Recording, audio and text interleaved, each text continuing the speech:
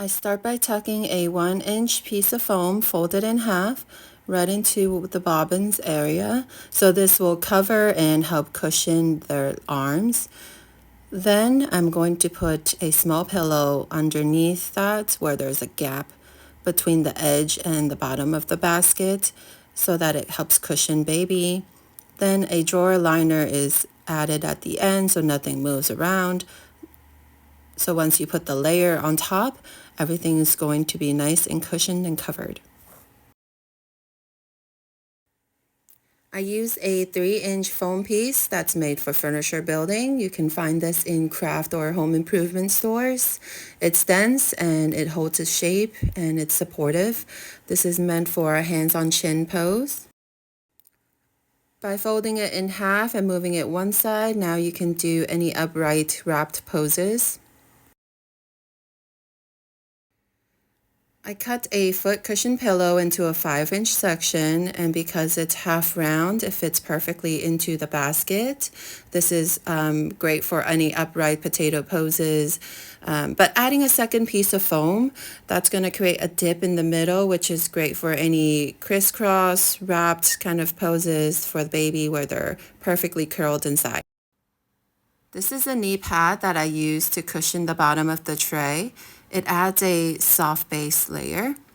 I'd fold the same furniture piece again, and then adding the other piece on the opposite side. This is going to create a gentle dip, and it's perfect for toe peeking wrapped poses. For all my baskets, including the metal ones, I place a weighted plate at the bottom for added stability. Then I place a foam piece inside the bucket, 3-inch thick for upright potato or 2-inch for hand-on-chin setups.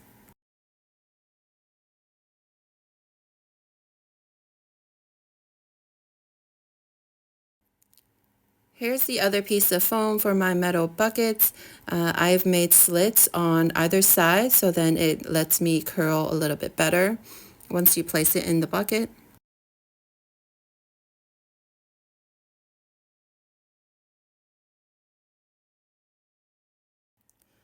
This is a head cushion pillow that I've separated into one piece.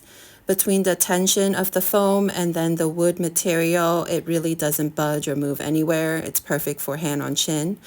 Same with the drawer that I'm showing you next. It goes in perfectly across, but because it's longer, I have to add a second pillow piece so then baby doesn't scoot backwards too much. I flipped the footrest pillow upside down to make a flat base for a decor pillow. For relaxed poses with awake or older babies, I'm using 2 small foam pieces instead so that they can dip in the bowl better.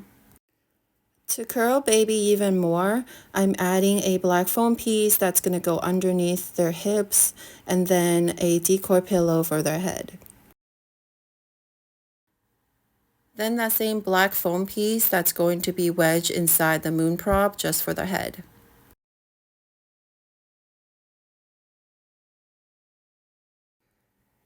I'm using my table bump for twins. If you're wrapping them together, the decor layer is enough to cushion their back. Or you can use a drawer liner with 2 of the headrest pillow. This is great for side laying, snuggling poses. By now you've seen me use all of the bumps already. This is just the same black small bumps that I've shown. You can put one on either side for their head or their legs, or double them up if you're doing wrap poses and you need more height.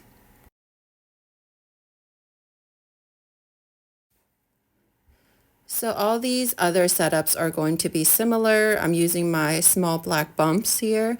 That's going to create a little dip in the middle. So if you're doing bum up, this is going to be great to curl them upside down.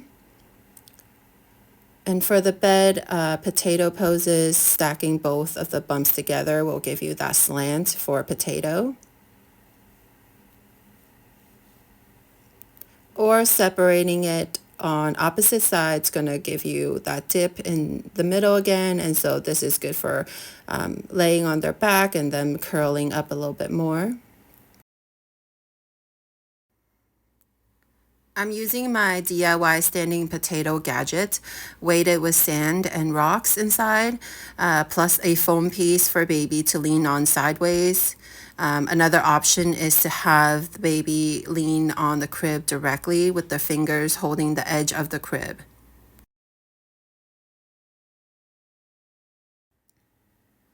Here's a 3-inch foam piece that you've seen from the other props. I'm now adding it to the bottom of the bucket since it's deeper than others. And on top, I'm using a 1-inch high density foam that naturally molds to the shape of the bucket over time.